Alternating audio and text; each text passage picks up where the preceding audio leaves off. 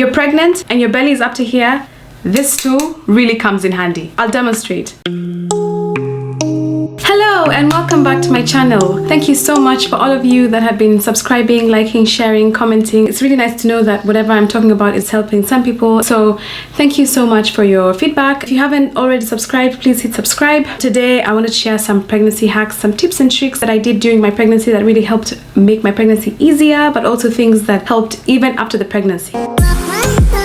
When it comes to stretch marks, I'm someone who, during my puberty or adolescent phase, I got really bad stretch marks on my bum, on my thighs, on my hips, and I thought for sure I was destined to just have stretch marks. I read about how if your mom had stretch marks or if your sister got stretch marks, then you are bound to get stretch marks and there's nothing you can do about it. So then I thought, okay, I guess this is my destiny. I guess I'm just going to be covered in stripes. So I was kind of mentally prepared for it. But then I also read that even if you're prone to getting them, there's things you can do to reduce their appearance. And so I used two products, Palmer's cocoa butter and bio oil. The market is flooded with lots of products that you can try, but those are the only two products that I used. I would use bio oil in the morning after having a shower, and I would use Palmer's cocoa butter just before going to bed. And I found that throughout my pregnancy, surprise, surprise, I didn't get any stretch marks. Every morning I'd wake up wondering, okay, is this a day I get a stripe? Every day I'd just be like, oh, still no stretch marks. And like in my pregnancy transformation videos, you see me going like, ooh, still no stretch marks, still nothing. No stretch marks yet though. Still no stretch marks. Still not had any stretch marks. And it stayed that way the whole time. And that was really like surprise. It surprised me more than anything. I just kept thinking it's bound to happen. It hasn't happened yet, but maybe it's gonna happen. But it didn't happen. And then even after having the baby, I'd also read that you can still get stretch marks when your belly is going back down. So I continued to use the same products after having the baby and still nothing. So whether that works for you if you're pregnant or if you're thinking of getting pregnant and you're trying to work out whether you can try and reduce their appearance or try and stop them from happening, then yeah, definitely try those products. Those are the ones that I use that really worked for me.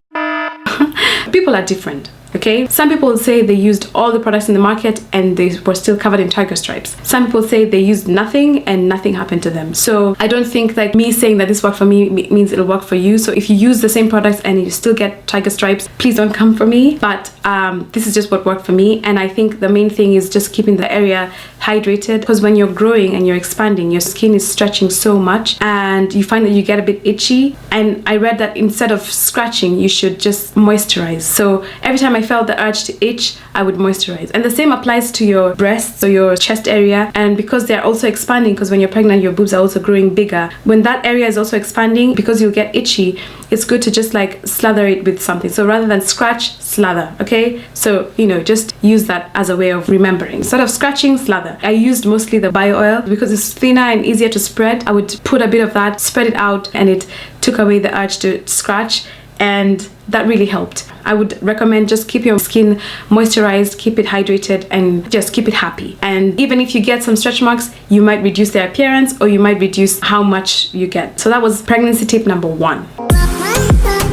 Drinking water is huge. So I've said this already in my previous video about my pregnancy lifestyle. Even though I had a really easy pregnancy, I had really bad acid reflux, and I found that drinking water really helped to soothe and relieve the discomfort. But then in the process, I was drinking a lot of water. Water has a world of benefits when you're pregnant. It helps for people who have really bad morning sickness. I mean, I didn't really suffer from morning sickness, but I've seen people swear by it, and it just really helps to stop the morning sickness or relieve the morning sickness. It also helps with constipation. It helps to hydrate your skin. With what I was talking about earlier with stretch marks, it really helps if you're drinking lots of water. That's another thing that will help you reduce your chances of getting stretch marks or reduce the appearance of the stretch marks. So drinking water is a really big plus. It also helps with like carrying nutrients to your baby. I mean, it's got a wealth of benefits. So drinking water is really good throughout your pregnancy. So please, if you whatever water intake that you have now, you should up it when you're pregnant. And if you're pregnant and you've not been drinking enough water, grab a glass of water and just get to it right now.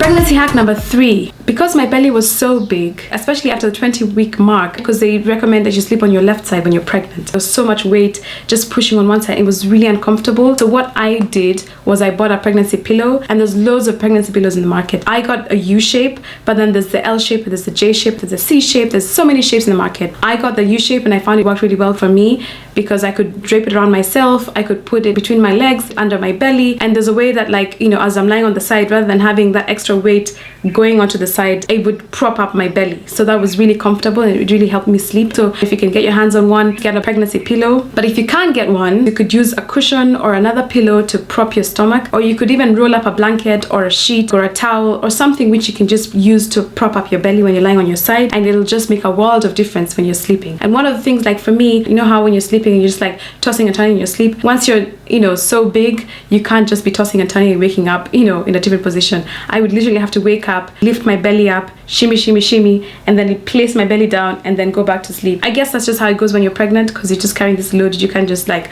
flip it over. One of the things that really helped was having that pillow to like place my belly on. I mean, my belly was big, so you know, it was like a whole other entity. So I had to like place it nicely and then make sure it was comfortable and then go to sleep. So I would recommend just having something to help prop your belly up. So when I got pregnant, one of the words I came to discover is incontinence, which mainly means not being able to hold your pee. I remember the first time I told one of my friends, like mom friends, that I was pregnant, and we were having conversations, and they were saying how, oh, you know, that's the end of you being able to hold your pee, you know, and they were saying how sometimes they would like laugh and then just a little bit of laughter and oops, like a bit of leakage. And I thought, oh God, is that what I'm destined to become? And I read about it and I started looking into it, and I found out that of course being pregnant and also giving birth, especially if you're having a natural birth, can have an effect on your muscles down there. And yes, incontinence can end up being something that you have to live with after, but then there's also things that you can do to stop that, or to help that, or to reduce that, or to strengthen those muscles. And basically the one exercise is called a KEGEL exercise, or pelvic floor muscle exercises. And what that basically means is squeezing. Like the key word is squeeze. Basically the best way to explain is if you feel like going to the toilet and you need to hold it, if you're really pressed to pee and you need to hold it, you just squeeze, and those muscles that you're squeezing, that's basically doing a KEGEL exercise. And so I would do it whenever I could. Anytime I thought about it, anytime it came to mind, I would do it. And the beauty with it is you don't have to do it in a specific setting. You could be doing it walking down the street, you could be doing it shopping, you could be doing it swimming, you could be doing it running, no matter what you're doing, sitting down, eating, sleeping. Anytime it came to mind, I would squeeze those muscles. As long as I remember to do it, I would do it, and I would do it for like 10 seconds, maybe 20 seconds at a time, 5 seconds at a time, as long as I've done it, you know. So just do it as much as you can. And honestly, it really does make a difference, because for me, I've never had any issues, you know, even when I was pregnant, even when my belly was so big. I read people saying how they pee on themselves, or suddenly they realized that they couldn't hold it, it just came out. I never had any of that issue. And even after, I've never had any incontinence issues. So I would highly recommend, please do as much pelvic floor muscle exercises as you can. And if you want, you can go on YouTube, and there's lots of recommendations on how to do it, how to pace yourself, durations of doing it, intensity, and all of that. For me, it was just a matter of, as long as I could remember, I squeezed. Another thing that really helps, even with the pelvic floor muscle exercises, was getting a yoga ball or a maternity ball or an exercise ball. And basically this was a really big part of my pregnancy, and we got it, I think we got it like towards maybe halfway in my pregnancy. And basically what it is just this ball that you bounce on and you sit on. And the recommendation is, if you work on your computer or you sit on a desk for a long time, when you're pregnant, it's better to improvise that with the pregnancy ball, with the exercise ball, because it takes a lot of the pressure off your back. It really helps to strengthen your pelvic floor muscles, and it's generally a really safe exercise to do. So if you're someone who's like, I want to do some exercise when I'm pregnant, but I don't think I can manage the running or the cycling or the swimming or the Zumba or the other things, then just having a pregnancy ball to bounce on also does help. So I would highly recommend, if you can get your hands on one, just get one. It really helped me. It was really comfortable to sit on, and just bounce, bounce, bounce. You're pregnant and your belly is up to here. This too really comes in handy. I'll demonstrate. When you're pregnant and you drop something, literally it's like, I'll see you another time. But guess what? With something like this, it's with you again. You drop your phone, no problem. Just like that, you're reconnected with your phone again. You could pick up anything. You could pick up a glass of wine, cushions. Basically, if you can, have one of these things handy. I mean, it's just like a barbecue tongue. Just have them hanging around where you can reach for when you drop something. The other thing is a husband or a boyfriend, partner, sister, mom, someone who you can be like, can you pick that up for me, please? Can you fetch that for me, please? For me, I used to just tell my husband, can you please take my shoes off? Can you please tie my shoelaces? Can you please fetch that for me? And that was really handy. So I guess the hack here is either have someone that's going to do that for you, or have a pair of these handy. Or another thing you could do is you can squat. So instead of bending to pick stuff, for me, I couldn't really bend because, you know, the belly was all the way up to here. If I needed to get something from the bottom drawer or like get something from the floor, I would squat rather than bending, and that worked really well for me. So if you live alone, or if your husband or your partner or whatever is out and you're home by yourself and you're a class like me and you keep dropping things and you're wondering how am I going to be able to reach things or pick things up, then I would recommend try squatting instead of bending. It was a really comfortable position for me and it really worked. So have a pair of tongs close by, or just have a human. If that fails, try squatting. Now then, when you're pregnant, I read this, your body is working more at rest than someone who's not pregnant is doing when they're running. And that's because you're building a whole other human. So your body is working really hard to build another life, to grow another person. And so I would highly recommend, whenever you feel tired, take a nap. For me, the first trimester, I was so tired, so much, like all the time I just wanted to sleep. Don't be shy to ask for help. Don't be shy to take a nap. Don't be shy to say that you need a break. Don't be shy to tell your employer, I'm not coming into work today. Take a break, because your body is doing a lot. Like there's so much going on in your body and you need to give it the rest that it needs. Take a nap as much as you can. Sleep as much as you can. I'm not saying sleep all the time, obviously, but if you need to rest, then do it. Don't be a superwoman. Don't pretend like you can do everything. Don't force yourself or push yourself. Really listen to your body, but also take a nap. It's very important for what your body is doing and the work that it's got in front of it. Just take a nap and rest and sleep. Put your feet up, ask for help, just do it.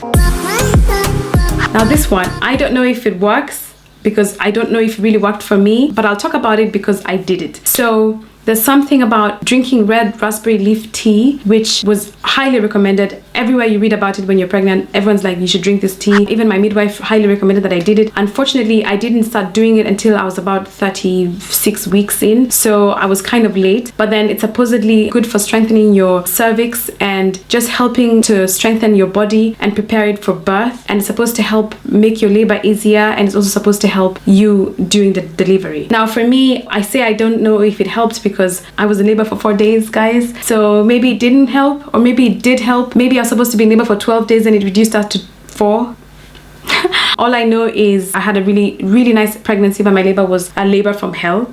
I'll just say that. But people swear by it, and maybe it's because I used it late.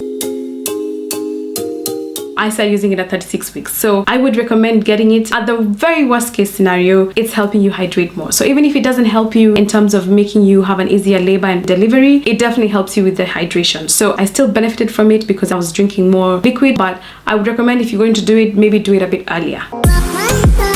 Now, even though I had a really easy pregnancy, one of the worst symptoms that I suffered from was nose bleeding. I nose bled throughout my pregnancy, and in fact I nosebled even before I knew I was pregnant. So it was one of the very first things I was experiencing, and because I was in the UK, I thought, oh, maybe it's just because it's winter that I'm getting bloody nose, because apparently, you know, winter can also do that. But then throughout the pregnancy, I found out it was one of the symptoms, and it was really bad because I would literally wake up in the morning and just have blood on my pillow. I mean, it wasn't like a murder scene kind of blood, it wasn't like a horror show, but it was definitely significant. Like every day I would be nosebleeding. So even if it was just like a tiny dab, it was happening every single day. And what I came to find out about that is I could humidify the air, and that would really help. But then I couldn't be bothered to buy a humidifier, so I didn't. But what I did is I steamed my face. So I would recommend, if you're nosebleeding during your pregnancy, then maybe look into just steaming your face. You can just like cover your face and maybe boil some water with some chamomile or some rosemary or some thyme or something to make it smell nice, and then cover yourself and then steam. So I would do it. I mean, I didn't do it very much, to be honest. Let's be honest, I was very lazy. I probably did it once,